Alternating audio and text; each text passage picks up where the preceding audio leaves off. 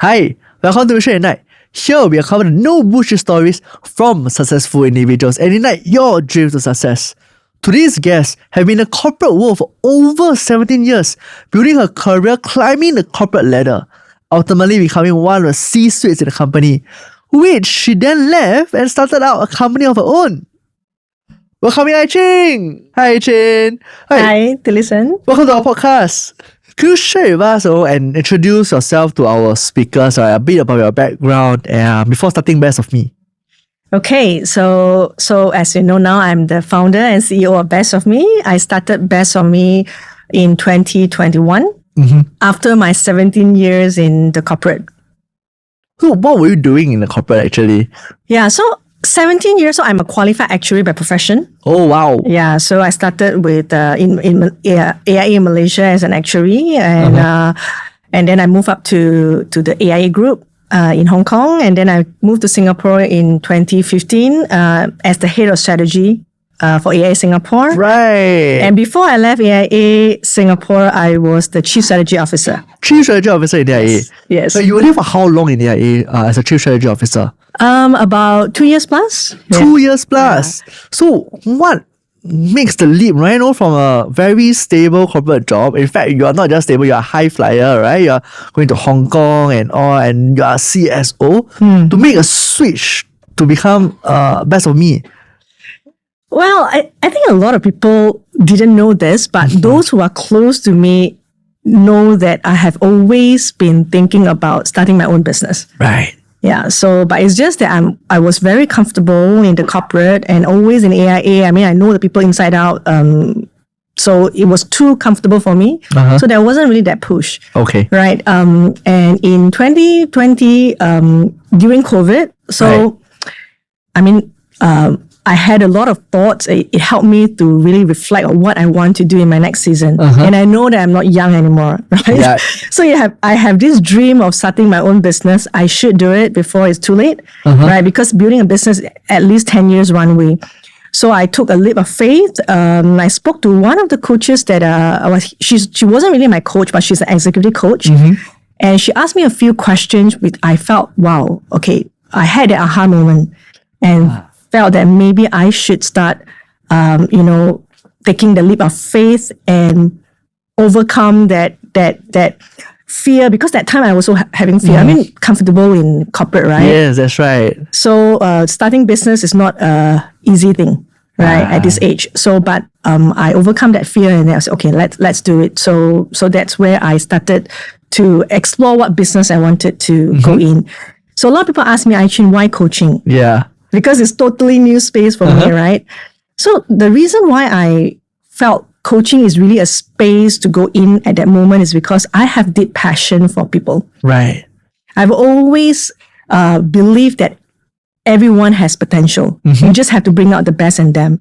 And as an organization, to thrive, people is their biggest asset. Yeah. So with that conviction, I believe that, and coaching now is quite a trend in the US and Europe.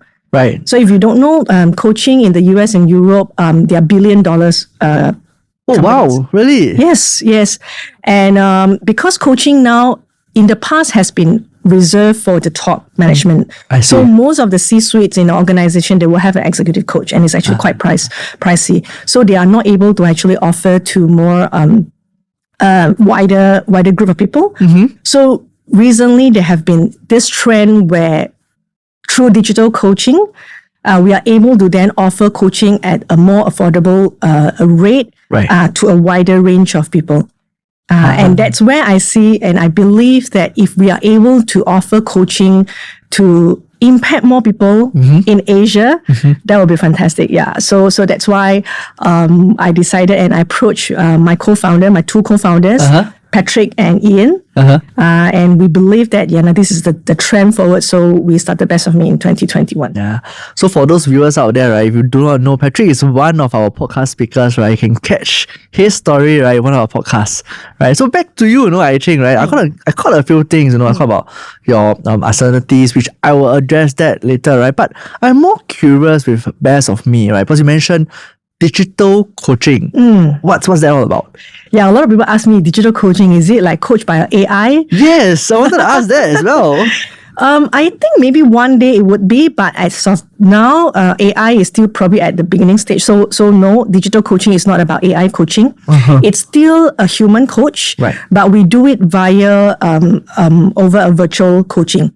I see. Right, and there is a platform, so you can imagine it's like a Grab, right? Grab, it's a platform where they connect the drivers. Some of the drivers are freelance drivers, and then the passengers, and then they actually match, and then they find their passengers. Right. So Best of Me, we are also a platform like an app where we actually connect the coach. So we have right now about 200 over coaches across 11 countries. Okay. They are all certified coaches. They are most of them are freelance.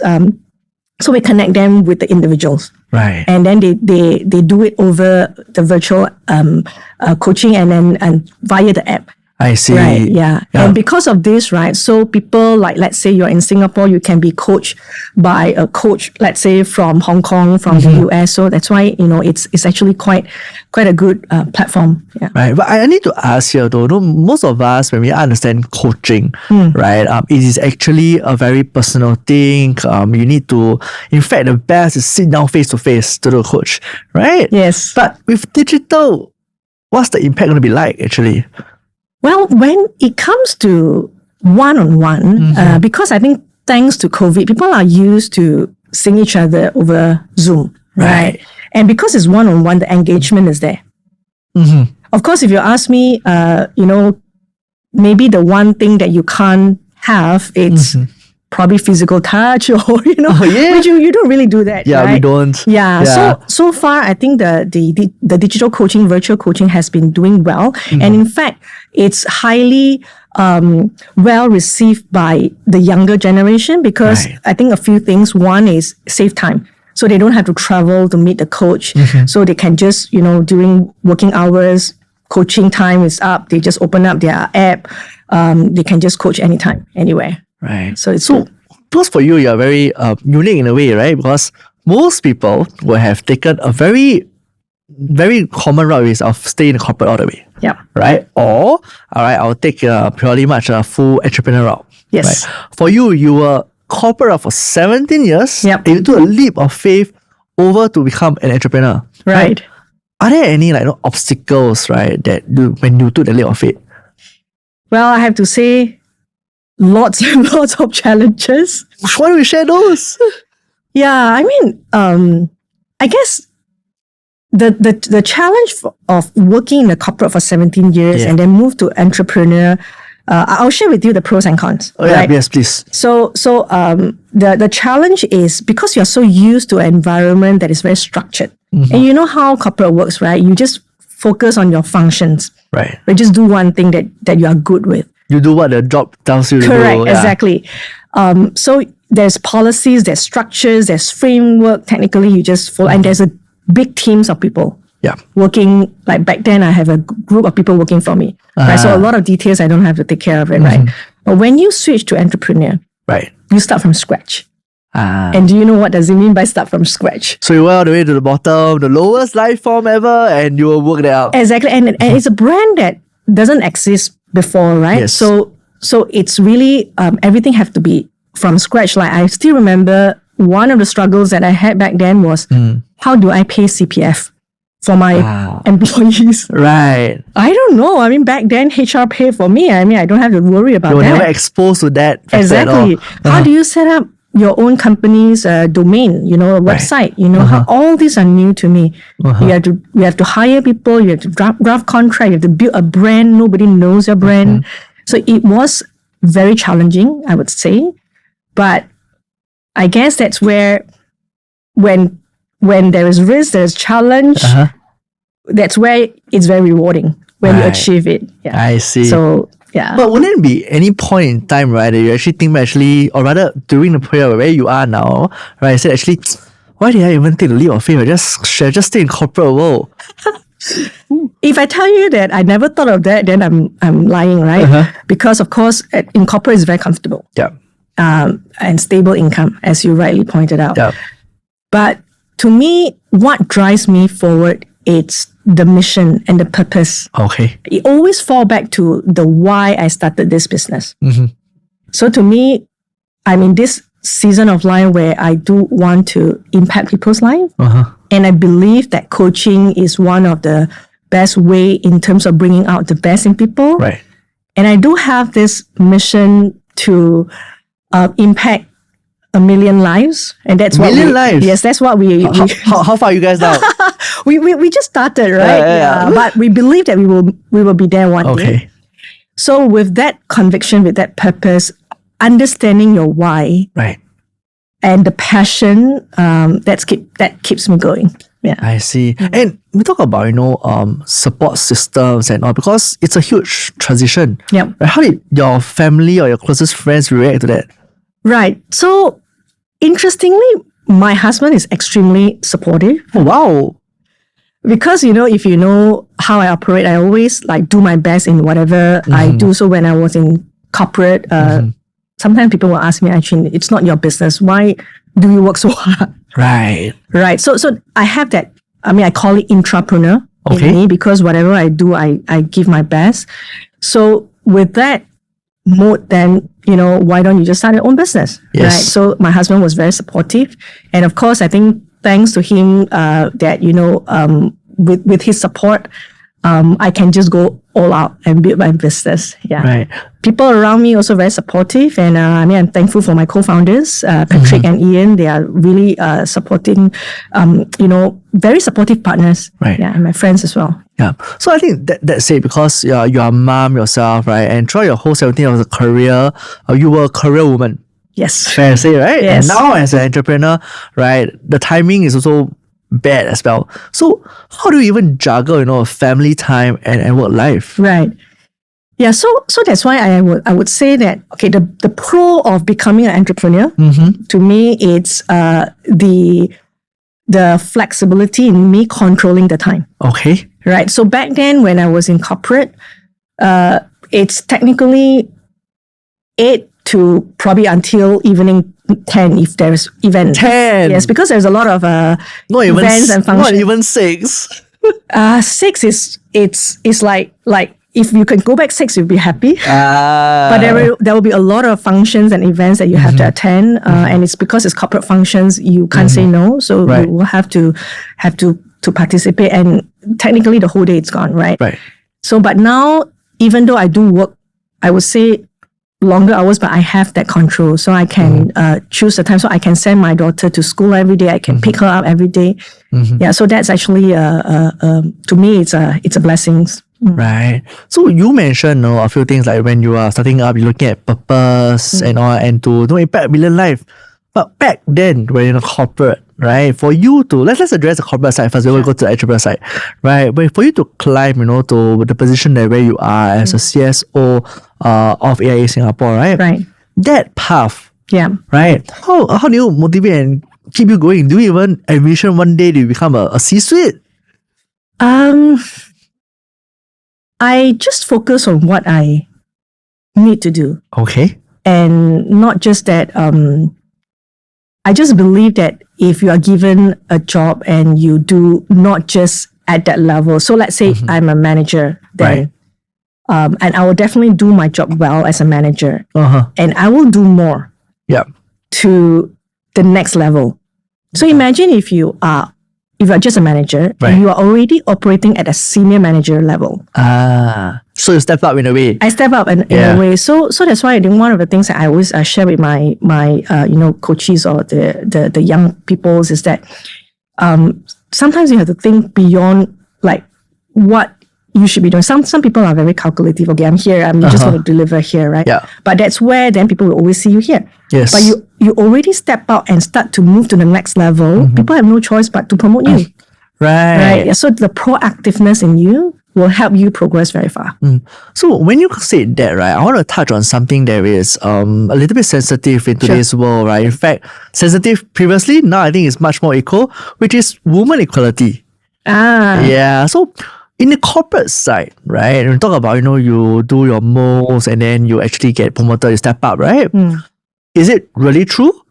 Right? Or in fact, there's actually a bit of biasness there. Because as a lady yourself, I'm sure you face some of this. Right. I mean, I'm thankful. I think at least in Singapore and probably countries like Hong Kong, Malaysia, it's not that apparent. Yeah. But I guess what is challenging, this is where I find challenging for women, is that as women, especially as a mom, we have a lot of responsibilities. Because no matter what, I think family is also one of our area that we want to focus on. Definitely. And as a mom, we always have the mom guilt. Okay. Yes.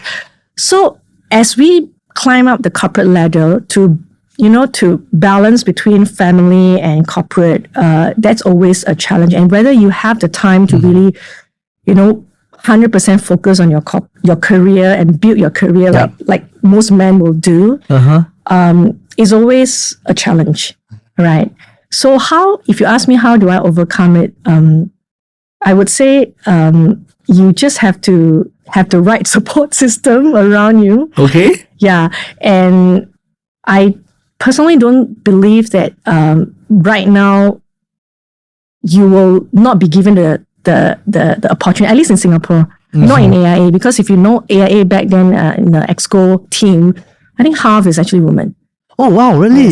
Yes. So at one point when I was one of the EXCOs, but the challenge is always that whether as a mom, are you able to really put so much focus on your career at the same time taking care of your family? That is always the challenge. Yeah. And with that, when you bring that into the corporate world, right, is there any difference they made? Because now that in a corporate world, corporate world to the entrepreneurship world, right? Okay. Because in the corporate world, right, as much as it is, as long as your bosses support you and all, as long as you're female, right, you still have a little bit of leeway there. Yes. But now, as a CEO, as an entrepreneur, right, you are out there fighting with the rest of the world, right? Yes. Does it help or impact you actually as a female entrepreneur?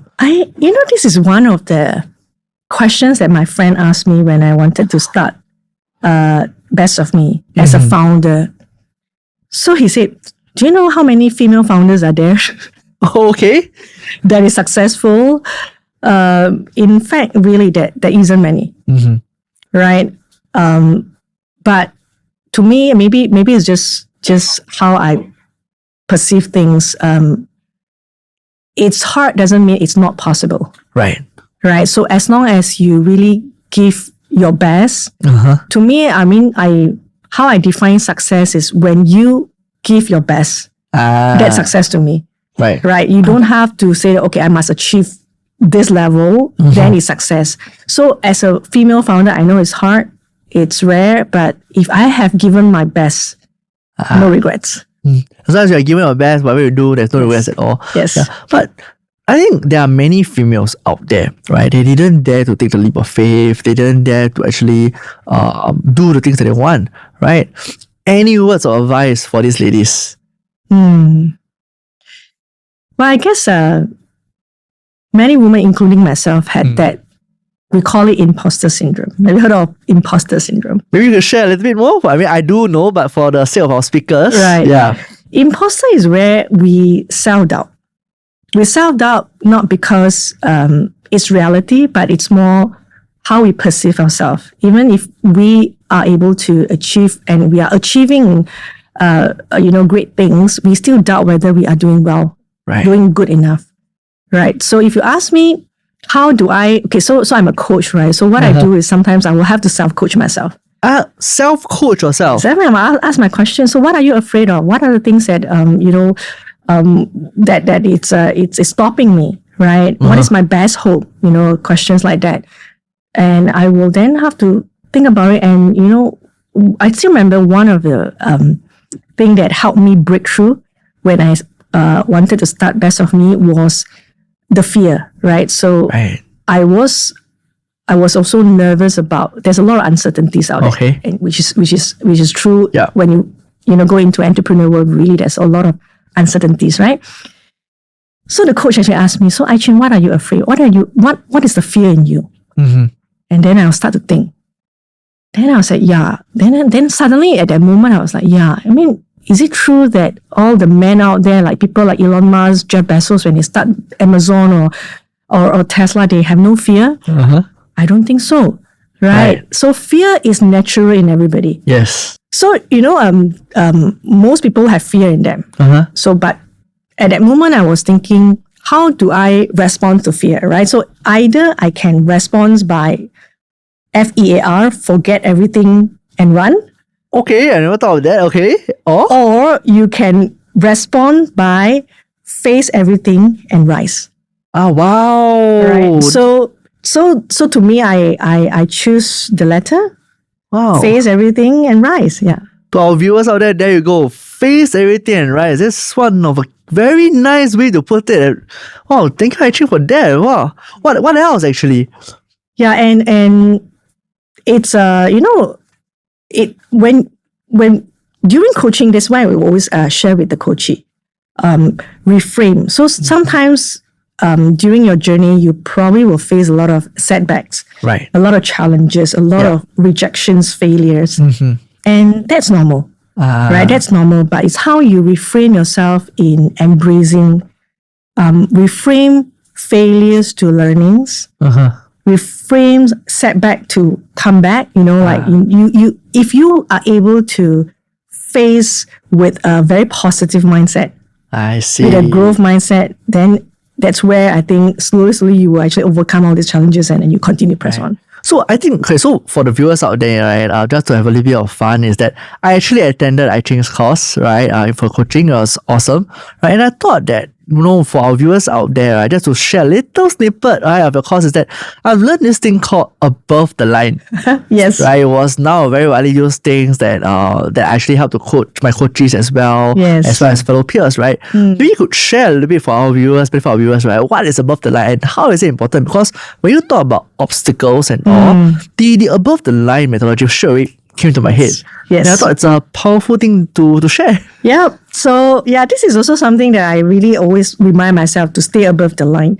So imagine there's a horizontal line, right? So above the line means things that are positive, things that are for example, like I can do it. It's all positive kind of statements that you actually infuse to yourself. Yep. Below the line, it's all the I cannot do it. Why like that? All the complaints and the very close, very defensive kind of conversation. So for us, we always share with the coaches to say, try to be above the line. Feed yourself with positive thoughts. Yeah. So maybe I'll ask you a question to listen. Sure. If let's say there are two wolves. Two wolves? Okay. One is a positive wolf, one is a negative wolf. Okay. Which wolf will win? The positive one, I don't think so. No. No? The negative one? Is the wolf that you feed the most. Oh, well, there's a trick question there. Right. So if you continue to feed yourself with the negative thoughts, you feed the negative wolf all the time. Right. And the negative wolf will eat the positive one. Right. So that's where if you continue to stay above the line, you feed yourself with positive thoughts. Right. That's where then you will continue to stay positive. I see. Wow, that's a very good food for thought there. There you go. Actually, I have no comments, right? That's something that I've learned throughout the course, right? And with that, right? In fact, that's why I wanted to bring this to our viewers out there. Yeah. So that said, back to you yourself, if today, I were to bring you back, because you've been through a whole scale of experience and I'll bring you back to where you were when you first started off career, right? Is there anything, right, that you have actually told yourself or maybe even do differently? When I just started my career? Yes. Upgrade yourself. Upgrade yourself? Yes. If you ask me back then, I was very focused on delivering the jobs that I need to deliver. Right. I spent very little time to really upgrade myself with the skill sets that I should embrace. And throughout the career, sometimes, I stumble because I wasn't really equipped with some of these skill sets. Yeah. For example, interpersonal skills. Okay. Stakeholders management skills, communication skills. These are all very, very important skill sets that will help you to thrive in your career. But sometimes we are so busy, right? Attend training, no time. Read a book, no time. We're just so focused on just delivering our jobs. And we actually become stagnant. Right. Right. So if you, like, for example, if if you have an iPhone, right? Would you want to buy an iPhone that is like iPhone 6 or 7? No, I'll get the latest 15. Latest 15. So Yeah. if you stop upgrading yourself and you stay at an iPhone 7, Yeah, do you think that people will want you in your career? that's true. Yeah. So Yeah. to me, I wish I would actually learn this long ago and I will upgrade myself even more. Yeah. Then probably I will be even more successful than today. Yeah. So when you say that, I think most of us, when we first started off as a very young rookie, but then in any career that we start off, we are actually more often than not clouded by our own judgments, right? We only came to the realizations where peers tell us, which more often than not, again, we will have shut them off, right? Right. Because they are competitions. Yes. Right. The most important factor that came in our life was mentorship. Right. Yes. And I understand that you have a fair bit of mentors yourself. Yes, I do. Yeah. So my question to you on this is that actually how did mentorship help you and how important is mentorship? Because from mentorship you embark in a coaching Yes. for itself. Yes.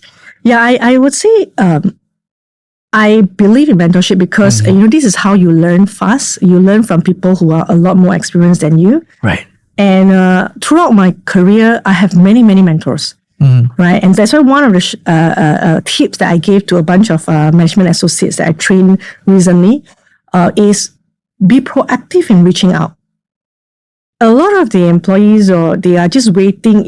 If HR pair me up with this mentor, then I have a mentor. Yeah. But to me, it's like if you proactively reach out and say, let's say someone very young, listen, can you be my mentor? Can I have a coffee with you? Right. Just to learn from you, right? I am sure most of the mentors out there, they are willing to give back, right? And that's where then you will learn a lot of words of wisdom and you learn a lot of experience where probably it would take years for you to accumulate. Yeah. So you mentioned that you have, throughout your years, you have many mentors, right? And again, the myth is actually one mentor is enough or two mentors is enough. Is it really true? No, I believe because different people bring different experience, different strength, right? So to me, there's no limit to say that I only can have one mentor or two mentors. But if you have different, mentors of different expertise, different experience, different background, especially people from a different industry. This is also one of the things that I find that sometimes we confine ourselves within like a very narrow space. Yeah. But do you know that actually you can learn so much from people from different industry, different background? That's where the wisdoms will come. So what you're trying to say is that actually from someone that's from a total different industry, Could be. their practices and things that I could actually apply it to my industry. Of course. Of course, you learn from different people, right? That's why I think to me, networking is very important. Yeah, and you build relationship. You learn from people from different walks of life. And like they will have some different ways of doing things where you can actually apply. Right. One of the things that I recently shared with my co-founder is like maybe we should apply some of the agency building framework to my coaching space. Oh, okay. Yeah, that's like a very, very fresh pair of eyes and looking things at a different perspective. Yeah. So in your journey, right, any good examples you can share with our users out there, our listeners out there, right, on such things like, suppose you mentioned mentorship, you mentioned networking, right? And we keep hearing that actually mentors will help you, networking will help you, right? Are there clear examples that your life have experienced? Yeah, so I still remember one of my mentors, who was one of my boss. I call him mentor because I always ask him for experience to share with me. So one of the things that he shared with me before was that, which is interesting because I still remember until today. So back then I was just a young manager, right? So he shared, Ai Chin, in the future, if you want to be a CEO, you need to learn how to fire people. Fire people. So this is something that back then, I never thought of that because I wasn't a CEO yet, right? But I remember until today, which is very true because sometimes when people are not in the right fit, okay, I wouldn't say that they are lousy, but it's just that they might not in the right fit. So maybe it's better for them to explore, opportunities in a different space, Right. Rather than he be in this space and that this role and they cannot perform. I see. So as a CEO, you also have to focus on result. You cannot always be pleasing people. So in order to get the business going, Yeah. you need to get the right people in your team. Yeah, so that's where I found actually now that I'm a CEO now, I thought of actually this is a very good lesson, good sharing. So how many have you fired? No. We coach first, we develop them, but of course, if they are not in the right fit, then we help them to explore. Repurpose them into a different role. Yeah. And what about networking then? Yeah, networking is also something that a lot of people find that networking is just to get business, right? To get leads. That's in why. fact, it's like a chore to go and network, all the small talks and all. Yes. But if you make networking, to me, is just relationship building. Right. And when you build good relationship with people, even without any agenda, I mean, that's the best because then it's authenticity, right? Yeah. If you build good relationship with people, that's where it will help you tremendously in your career. Yeah. So I have a practice back then when I was the head of strategy, because my role was to connect different departments. Right. So I make it a point where when there is new head of departments join or a new senior leaders join, I will for sure ask them out for a lunch and introduce. So when I left AIA, then many texted me, and a lot of people actually what they remember is not about what I've achieved, but what have I made them feel when they first joined. The first impression. They say that you are the first that asked me out for lunch, and I really appreciated that because I was new. So that was where the friendship was forged. Right. Yeah. So when you say that was actually a role in the corporate side, because when we talk about networking, they will keep associating it with the entrepreneurship side of things. But much lesser people know that actually networking also helps in the corporate side of things. Yeah, of course. Right. And but that said, that example was when you are a CSO. What about when you were way younger? Way younger. I would say that I didn't do as well in networking back then because I was so focusing on my job. Right. Yeah, that's why I think one of the things that if I were to go back to my younger me, I would actually do more networking then. And networking not just within the company, within the industry, but a wider segment. Then I'll be able to learn a lot more. Yeah. Now as an entrepreneur, I find networking even more important. Right. So just to get to know people, sometimes not just with the intention of leads or whatever, right, or business. It's just forging relationship. Right. And through that relationship building, and maybe not now, maybe sometime later, people will remember you. And then naturally, sometimes opportunities come. Right. So with your experience right now, what I want to ask is actually, with your experience as a CSO, Chief Strategy Officer, what are some of the processes, systems, right, that you have learned in your 17 years of corporate that you brought over to the entrepreneurship world? Right, a lot of how you build the building blocks, how you strategize and put up you have to first do this first, then you do that, those are the skills that I find that is very helpful for me. Because business is not built within a day. Yep. You need to really strategize. Okay, first, for example, when we first started, we were focusing on building the platform, right? And then gathering the coaches, right? So the framework on how we started, that is the fundamental first. Then after that, the next phase is you need to start to build your brand. Yeah. Because you have nobody knows best of me. You have no track records at all. Yeah.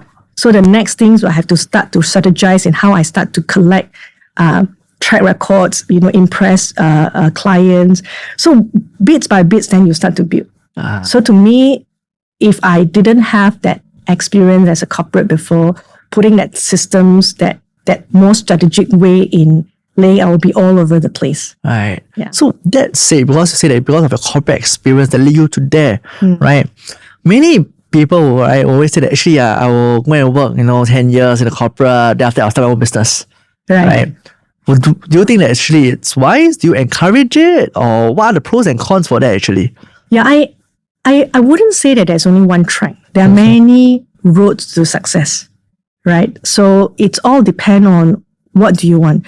So if let's say if you think that yes, I do not have that skill sets at the moment, I will want to work first. Right. But knowing your vision at the end, your purpose at the end, then you pave the way towards that. I think that's fine. But if let's say you want to start now, you have the courage and want to start now, of course you can. Then you learn along the way.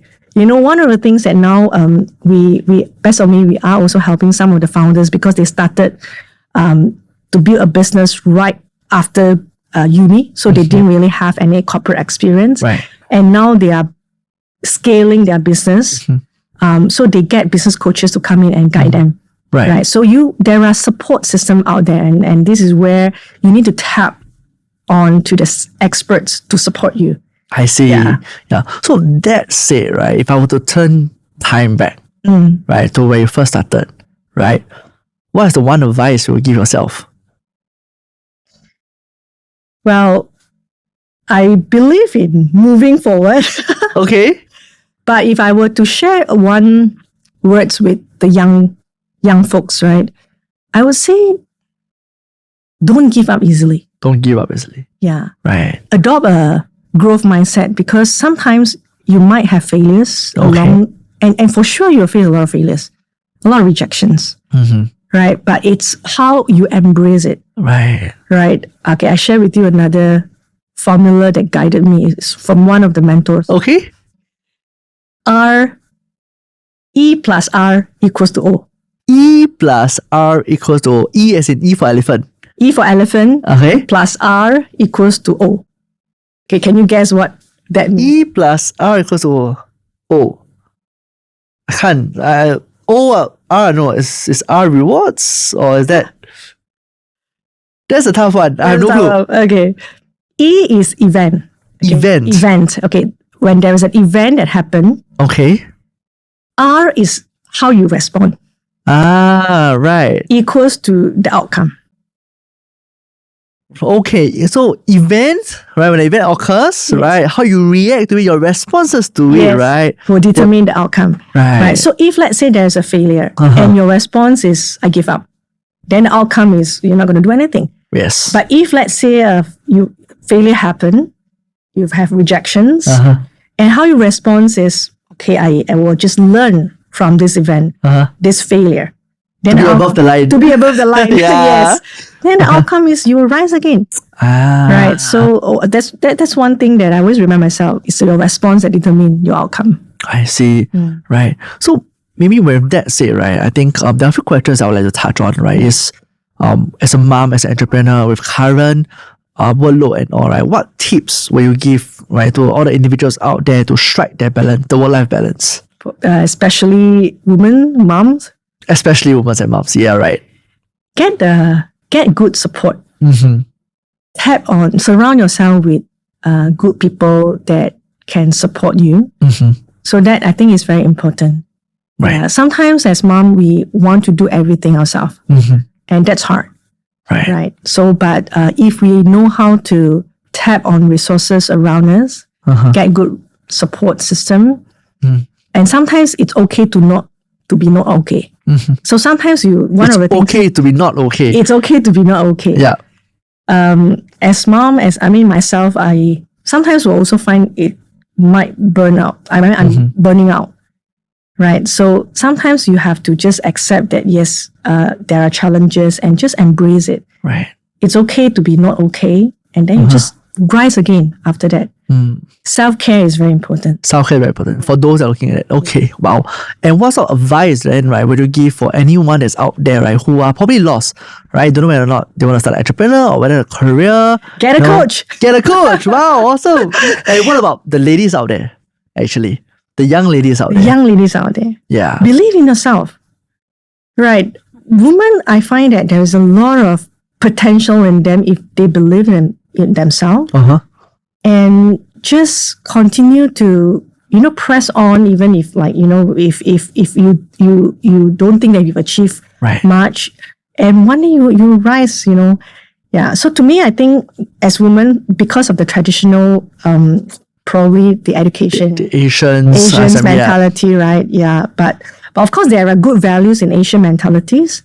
But it's just that we have to also believe that, as women, we are able to achieve great things as well. Yeah. Right now, with those advice, right, I would always like to ask a follow-up questions with that. Is that because you have been a CSO, right now you're an entrepreneur, right, and you are definitely looking for people to hire, right? So, what sort of qualities, right, or mindset do you think that is essential, right, for anyone out there to succeed? Yeah, so this is a very good question. To me, I think attitude is the most important. Attitude. Recently I learned one thing. If you take, you use A as 1, B is 2, C is 3, right? Okay. You try and you go back and try. If you add up attitude, it's actually 100%. Oh, really? Yes. So for the viewers out there you go, you should try that out, right? Yeah, and you probably go back leave and try. in the comments whether it works and all. Yes. Wow. So to me, attitude is most important. Of course, because I always believe in if they have the right attitude, even at this moment, they might not know or they might not know, have that skill set. Yeah. If their attitude is right, they will learn and they will upskill themselves. Yeah. I see. And that said, right, the other, because to many people, you are probably in a very good route of success as a female, right? Whether it's an entrepreneur or in the corporate world, right? Is there any misconceptions about success that you like to debunk? Yeah, so this is something that I love the word best of me because it's the best version of yourself. To me, success is not about achieving big houses, right, status, money, which probably that's the stigma. Okay, social stigma where if you have big houses, you are achieving well. Yes. You are a C-suite, well, it looks like you are great. Yeah. But success to me is where you be the best version of yourself, no matter where you are. Right. So if you're a teacher, you be the best teacher. If you're a mom, you be the best mom. You just do your best in everything you do. To me, that is success. Right. Right. So over here, right, in our podcast, right, because we always, our target audience are the younger ones to actually inspire them. And for every single guest speakers that came to our podcast, we will actually ask them for one word, right, to give all inspiring young entrepreneurs out there. Right? I know we probably have covered it in the previous part of the podcast, but for that one word, right, I'd like to ask you again, right, what would that word be and why? Don't give up. Don't give up. That's 3 words, but yes, don't give up. To me, it's resilience. Resilience. Oh, yeah, that's one word. Resilient means you don't give up easily. Because I think the fact is that in this world, there will definitely be a lot of setbacks, a lot of challenges. But if you want to achieve great things, you have to press on. So if you are able to get out of your comfort zone. Sometimes it's very uncomfortable, but you press on, you don't give up, you have that resilience. Right. You will achieve success. Yeah. I see. Right. So before we end our podcast, I think, right, I would like to ask, to leave some of our young listeners, right, some word of encouragement, of any mantra that you have to keep them motivated, whether or not it's their own corporate path or entrepreneur path. Okay. So I have this mantra for myself. Oh, wow. Okay. If it's to be, it is up to me. If it's to be, it's up to me. So you control your future, right? So nobody can control your future. If you want to achieve, let's say in this space as, a very successful financial consultant, it's up to you. Right. Yeah. Nobody can take away from you. So it can be a financial consultant, can be a career path, can be an entrepreneur, anything. Yes. Yeah. Wow. Yeah. Thank you very much, I Chin, for your time. I hope this podcast will ignite your mission. Join us for more no bullshit stories from successful individuals on Mission Ignite. See you guys again. Hi guys, thank you for listening. If you like what you have just heard, follow us for more content like this.